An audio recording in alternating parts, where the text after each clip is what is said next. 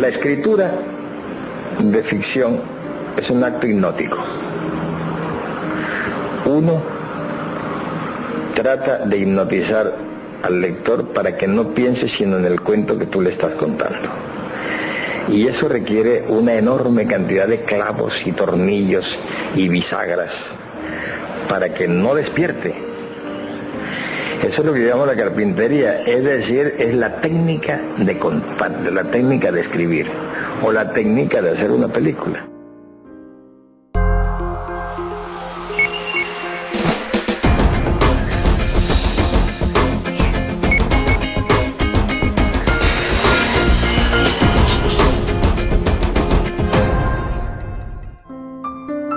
José Arcadio Buendía no logró descifrar el sueño de la casa con paredes de espejos hasta el día en que conoció el hielo. Entonces creyó entender su profundo significado.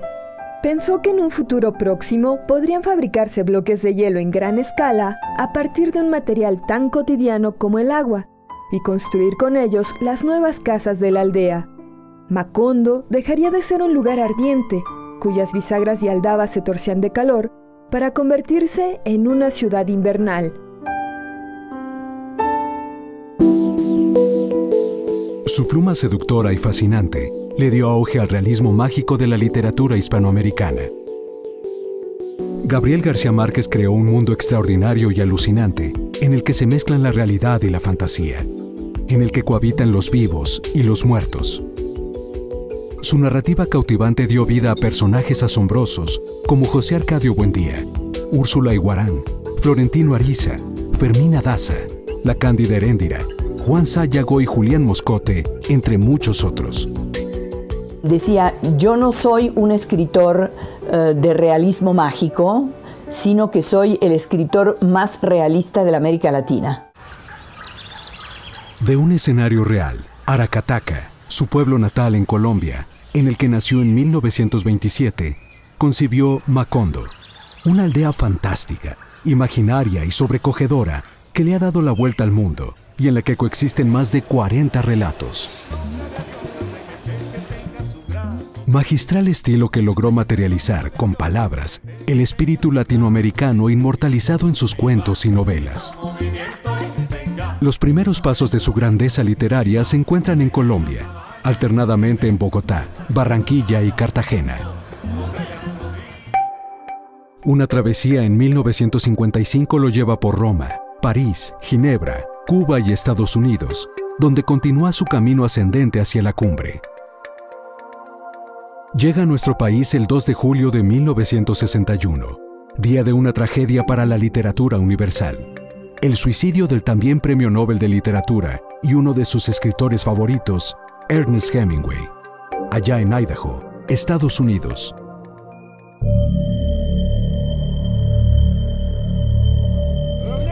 Eran los tiempos de la Guerra Fría, el levantamiento del muro de Berlín, la carrera armamentista, el bloqueo de Estados Unidos a Cuba, las dictaduras en América Latina y España, y las primeras incursiones del hombre en el espacio.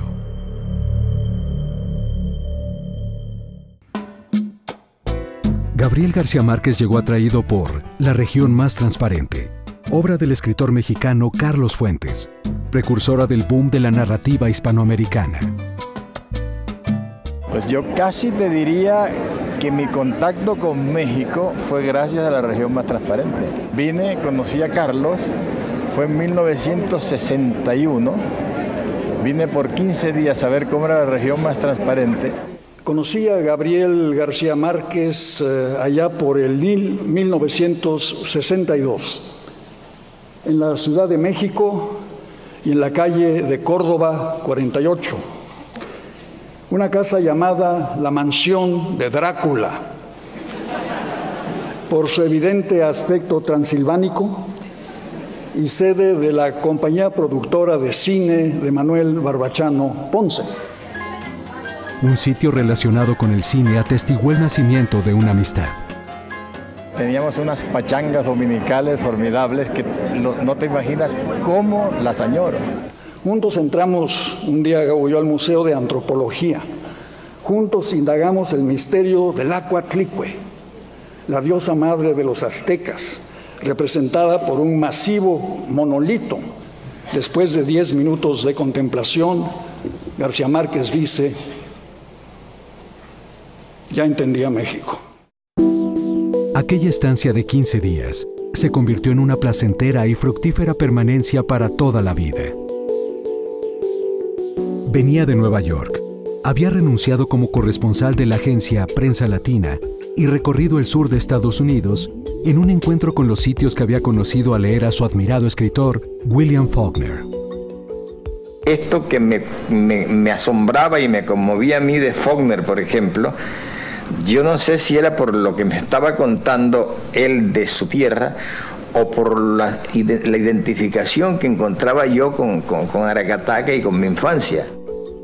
4 obras antecedían su trayectoria literaria: La hojarasca, El coronel no tiene quien le escriba, La mala hora y Los funerales de la mamá grande. Pero en México su interés se centra en el cine. La oscuridad de la sala, perturbada por un cono de luz que proyecta historias sobre una gran pantalla, representa un mundo que despertó su interés. Yo creo que es un hombre que siente un profundo respeto por el cine, una profunda atracción por lo cinematográfico. Creo que su proyecto inicial como artista incluía mucho ser cineasta, sobremanera ser cineasta. Quizá porque desde niño escribía historias a propósito de las películas que veía con su abuelo. Lo cierto es que mantuvo siempre un fuerte vínculo con la cinematografía. Fueron relaciones intensas, como las de un matrimonio mal avenido, llegó a decir. A mediados de los 50, Gabriel García Márquez comenzó a escribir críticas de cine. Deseaba ir más allá del horizonte de las producciones hollywoodenses y exponer las bondades del cine europeo. El celuloide permeaba su vida. En su viaje a Europa en 1955, le sorprendió ir a bordo de un avión diseñado por el multimillonario estadounidense Howard Hughes, un fracaso total en el cine. Llegó a París y de ahí se dirigió a Ginebra para cubrir una cumbre de alto nivel. Se las ingenió para que su medio, El Espectador, de Bogotá, le permitiera después acudir a la muestra de arte cinematográfico de Venecia, de la cual escribió crónicas. Italia lo impactó, pero en particular Roma y los estudios de la ciudad del cine, Cinecittà. Ahí tomó un curso de dirección en el Centro Experimental de Cinematografía. La profesora de montaje, lo que llaman los gringos edición, se llamaba la doctoresa Rosado, me dijo: el mejor alumno de montaje que yo he tenido. Y eso es lógico, porque literariamente el montaje también se usa y Gabo es un maestro haciendo montaje.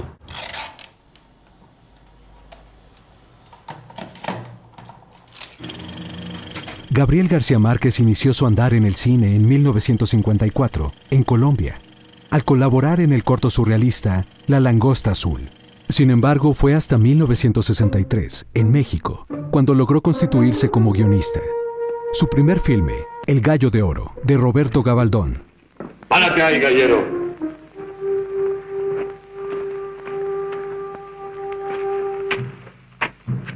Por esta vez me equivoqué, gallero. Tu dorado pudo con mi jicote con la blanca de Tlaquepaque. Alguna vez Gabriel García Márquez preguntó a Carlos Fuentes: ¿qué haremos? ¿Salvar al cine mexicano o escribir nuestras novelas? Los dos se inclinaron por su narrativa y aún así escribieron juntos una docena de guiones. Gabriel García Márquez amasó una filmografía de 51 títulos como guionista, entre originales y adaptaciones. Algunos de ellos: Tiempo de morir, de Arturo Ripstein en 1966, y El año de la peste, de Felipe Casals en 1979. Interesado en abrir los horizontes de la actividad, en 1984 creó la Escuela Internacional de Cine y Televisión en San Antonio de los Baños, en Cuba.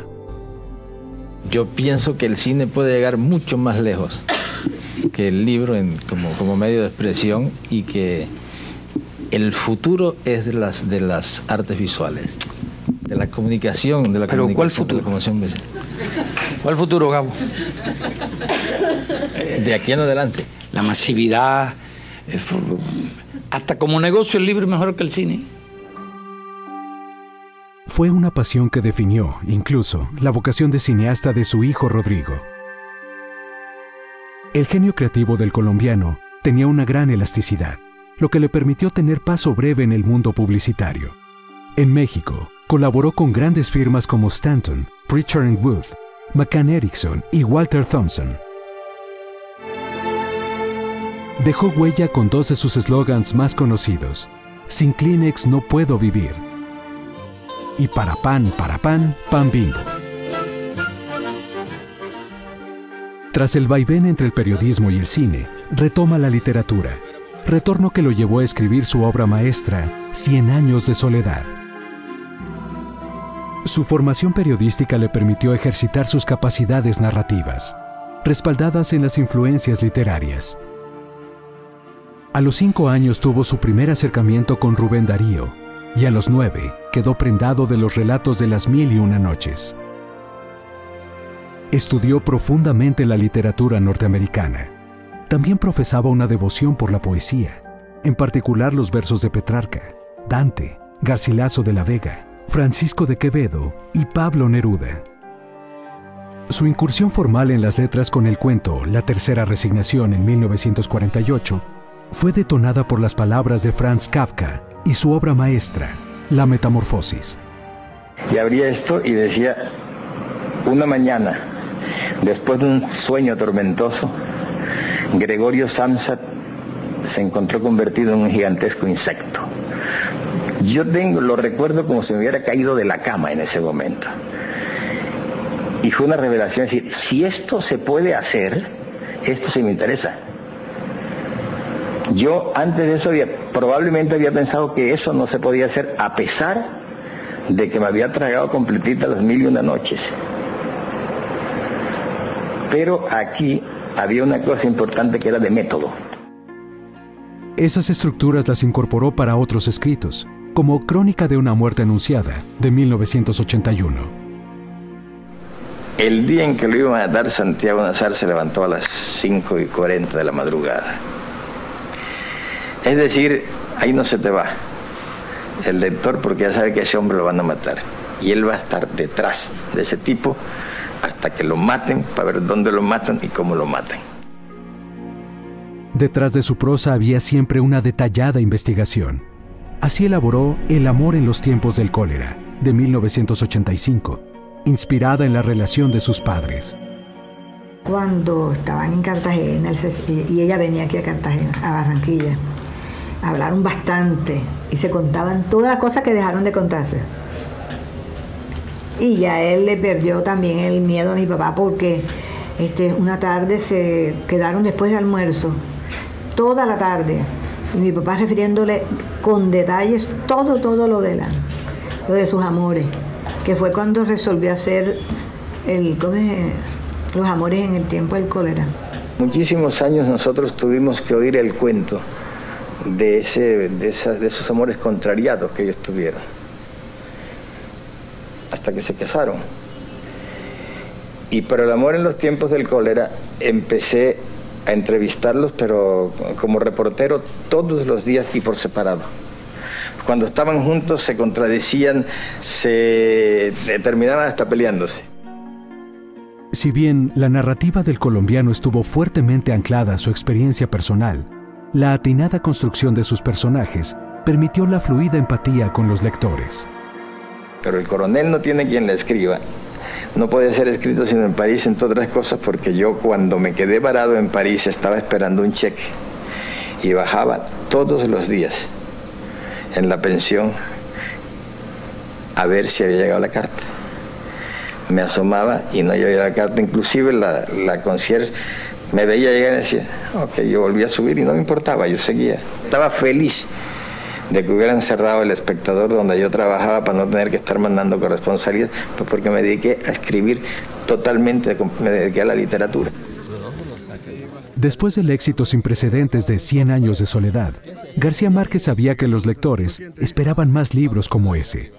pero él decidió escribir una historia distinta. Llegó así El otoño del patriarca. Cuando salió fue una desilusión total. No se vendió nada, fue una desilusión. La gente eso no tiene nada que ver con 100 años de soledad. Y ahora es mi libro más estudiado. En palabras del mismo García Márquez, El otoño del patriarca es un poema sobre la soledad del poder. Me pareció muy significativo que la palabra que él usó para hablar de una novela fuera poema. Entre heptasílabos y endecasílabos, El otoño del patriarca muestra en versos las dotes poéticas de García Márquez. Era un gran poeta y la forma de describir y de llevarnos por la imaginación era una forma de poesía extraordinaria, ¿no? Creer que la poesía tiene que ser escrita en verso es algo que está absolutamente superado. Son discusiones muy superadas. El clásico de los periodistas. Durante una entrevista que le hizo al también premio Nobel Pablo Neruda, comentó su relación con el trabajo poético. Mencionó que sería ideal que los narradores fueran cada vez más poetas y los poetas cada vez más narradores. Yo tengo la tendencia verdaderamente a ir convirtiendo el relato, la novela, en poesía. Casi en lo que estoy haciendo ahora y casi como una aspiración de mi trabajo, es el de encontrar más bien soluciones poéticas que soluciones narrativas. En 1994 publicó Del amor y otros demonios, narración que después llegaría al cine y que surgió al coincidir dos historias, la que le contaba a su abuela, sobre una niña que murió de rabia y cuya cabellera le arrastraba como cola de novia, y la de los restos mortuorios que descubrieron en un convento, en los que destacaba una cabellera de más de 22 metros de largo. Trajo a su hija. Está poseída, madre. ¿Qué dices? Para algunos, sus textos tenían estructura musical, y él, como melómano consumado, plasmó en muchas de sus obras su gusto por Bach, Wagner y Debussy. De acuerdo con el Instituto Cervantes de España, Gabriel García Márquez registró 42 obras. Uno de sus últimos escritos fue Vivir para contarla, el recuento de sí mismo, su autobiografía, que quedó inconclusa. Si recuerdo bien, cuando apareció Vivir para contarla, yo hice una breve nota sobre sus memorias y señalé precisamente eso. Ese carácter, ¿qué podríamos decir? De gozo sensual con las palabras. ¿Pero qué pasó antes de que llegara a ser una celebridad? Al comienzo de la segunda mitad del siglo pasado, era un joven delgado y de personalidad irreverente. Ejercía con soltura el periodismo, oficio que a la postre calificó como el mejor del mundo. Llegó al ámbito de las redacciones, grandes imprentas y linotipos gracias a su talento, amor por las letras, la urgencia de obtener empleo y la necesidad de exponer los abusos del régimen militar en su país. A los 21 años de edad, comenzó como columnista en El Universal de Cartagena. Allí escribió 43 piezas, la primera sobre el toque de queda en Colombia. Los habitantes de la ciudad nos habíamos acostumbrado a la garganta metálica que anunciaba el toque de queda.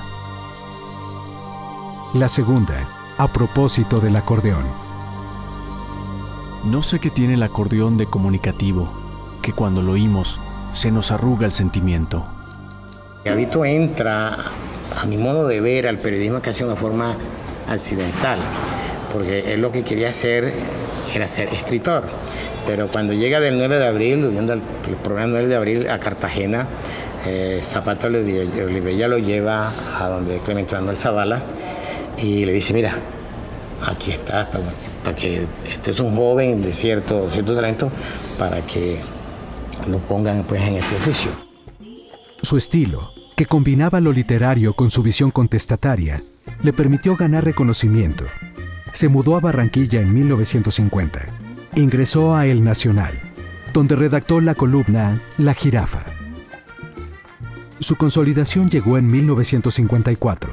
Radicaba en Bogotá y, cansado de escribir editoriales, comenzó a redactar críticas de cine y después a realizar reportajes. Con libreta de notas en mano, ética a toda prueba y oídos dispuestos a escuchar, las 3 herramientas que consideraba indispensables para el reportero, hizo su primera cobertura en Medellín, sobre un deslave que causó la muerte de decenas de personas. Ahí reveló problemas de negligencia y corrupción. La joven promesa de las letras comenzó a instituirse así en una pluma incómoda. Su trabajo más importante de la época fue Relato de un náufrago, de 1955. Una entrevista publicada en el diario El Espectador al único sobreviviente del encallamiento de un buque de la Armada colombiana, reconocido por el gobierno y los medios de comunicación como un héroe nacional. Claro, hasta que lo entrevistó Gabriel García Márquez. Bueno, el periodista es un escritor. La escritura tiene muchas especialidades, desde la poesía hasta la crónica, ¿no? Pasando por muchas otras suertes de usar el idioma. Pero los primeros reportajes de García Márquez, Relato de un náufrago, por ejemplo, convertido en novela, ese es el reportaje. Le comisionan en su periódico a García Márquez, reportero, que vaya a ver qué pasó, hay un sobreviviente de un naufragio. Entonces él va a escuchar cómo sobrevivió este único marinero que salvó su vida al hundirse un barco. Y en la plática va descubriendo que hay otras historias detrás de la historia. ¿Por qué se hundió el barco? Ahí descubre que no hubo tormenta. ¿Cuál tormenta si no hubo tormenta? Y decían, es que hubo una tormenta y se hundió el barco. No es cierto. Entonces él empezó a sacarle al sobreviviente. Y resulta que había en ese barco, que iba a Colombia desde Estados Unidos, un tremendo contrabando de refrigeradores. Esa revelación enemistó al escritor aún más con el régimen y lo obligó a abandonar su país. Más tarde, en un recorrido por Europa, consolidó su vocación literaria. Su respeto por el periodismo y sus formas narrativas lo motivaron a crear en 1994 la Fundación Nuevo Periodismo Iberoamericano, que a la fecha organiza talleres de actualización para los profesionales de la información. Yo estaba en el año 83 en Barranquilla, Colombia, en el Teatro Municipal de la ciudad. Y Gabo llegó a hacer unas gestiones y a mí me encargaron que lo acompañara, que me reuniera con él. Lo vi luego varias veces a lo largo de 10 años, hasta que en el 93 me llamó, allá otra vez en Barranquilla, y me pidió que lo invitara a cenar con su esposa Mercedes. Yo era director del canal de televisión pública Telecaribe, y el objetivo de él era hablarme de periodismo y de talleres y cosas, y así empezó una andadura juntos, el honor de que me hubiera invitado a ser parte del proyecto que quería fundar. Lo cofundamos y hoy en día esa fundación, tú lo conoces, tiene una labor en toda América Latina, una labor que se basa en sus ideas, en su visión sobre lo que había que hacer con el periodismo, cómo promoverlo, cómo impulsarlo.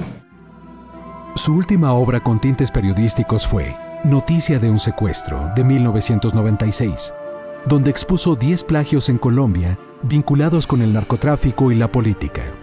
Ha sido mi libro más difícil, más complejo, más triste, pero tengo la esperanza de que sea un espejo en el cual los colombianos se vean y nos demos cuenta cómo somos, a ver si logramos arreglarnos un poquito. La amistad, como el trabajo, más que un soporte fundamental, fue una forma de vida en Gabriel García Márquez. Un hombre derecho y muy franco y muy organizado en sus relaciones sentimentales con los amigos. Él era un hombre increíblemente cordial, sabía hacerse una gran cantidad de amigos. Como usted lo sabe perfectamente bien, le gustaba la vida social, el baile. Cuando está realmente contento y en ambiente, para escucharlo a Gabo cantando venatos, que eso es fantástico, los canta a la vieja usanza, con la vieja cadencia del vallenato viejo, del vallenato auténtico. Entonces, es un verdadero placer si uno logra ese tipo de parrandas con Gabo. Cuando él viene aquí a La Habana, ya yo sé que todas las noches tenemos que ir a comer a algún lugar donde haya por lo menos un trío.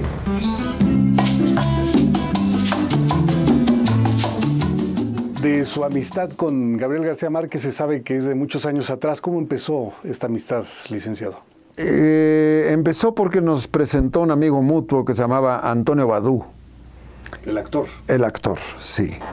Y cantante también. Me dijo, quiero que conozcas a un gran escritor colombiano que se llama Gabriel García Márquez. Creo que yo ya había leído La hojarasca y alguna de las otras primeras obras de él. Y dije, hombre, con mucho gusto, será un placer. Y así nos reunió en el Club Libanés. Y así comenzó esto en los años 60. Y entonces se fue consolidando una amistad a lo largo del tiempo. Amistad que duró prácticamente hasta hace unos días, el día de su muerte. De las grandes amistades bien conocidas de Gabriel García Márquez está la de Fidel Castro. Lo que consolidó esa amistad fueron los libros. Y descubrí que es tan buen lector que yo, antes de publicar un libro, le traigo los originales. En la palabra y en la práctica, dejó constancia de su capacidad para reproducir la amistad. Alguna vez dijo, yo me considero el mejor amigo de mis amigos, y creo que ninguno de ellos me quiere tanto como yo quiero al amigo que quiero menos. El periodismo, el cine y la literatura fueron el destino de su inagotable imaginación creadora. El legado de Gabriel García Márquez, el escritor más grande de las letras hispanoamericanas, trascenderá en el tiempo, en aras del realismo mágico que envolvió el universo de su obra.